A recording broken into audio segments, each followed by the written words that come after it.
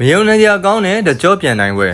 ဒီရသည်ယူရိုပါရီမှာရှုံးပွဲမရှိသေးတဲ့မန်ယူကတော့လိုင်ယွန်ကိုအိုထရက်ဖို့မှာအနိုင်ယူပြီးဆီမီဖိုင်နယ်အဆင့်ထိတက်လှမ်းခဲ့ပါပြီမိနစ်120ထိရှင်ပြိုင်ခဲ့ရတဲ့ဒီပွဲစဉ်မှာတရဲနီတွေဟာမယုံနိုင်စရာတကြောပြန်နိုင်ပွဲဆင်နွှဲနိုင်ခဲ့ပါတယ်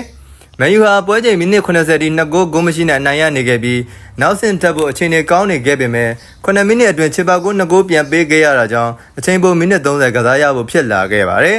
အချိန်ပိုမှာလိုင်ယွန်ကဥဆောင်ကို2ဂိုးသွင်းခဲ့တာကြောင့်မန်ယူတို့ယူရိုပါရီကနေထွက်ရတော့မယ်လို့ထင်မှတ်ခဲ့ရပေမဲ့အချိန်ပိုနောက်ဆုံး9မိနစ်အတွင်းမှာတရဲနီတွေက3ဂိုးအထိပြန်သွင်းယူခဲ့ပြီးမယုံနိုင်စရာကောင်းတဲ့ဂျောပြန်နိုင်ပွဲကိုရရှိခဲ့ပါတယ်ဒီနိုင်ပွဲကြောင့်မန်ယူဟာယူရိုပါရီဆီမီဖိုင်နယ်အဆင့်ထိတက်လှမ်းခဲ့ပြီးဆီမီဖိုင်နယ်မှာအက်တလက်တစ်ဂလတ်နဲ့တွေ့ဆုံရမှာပါ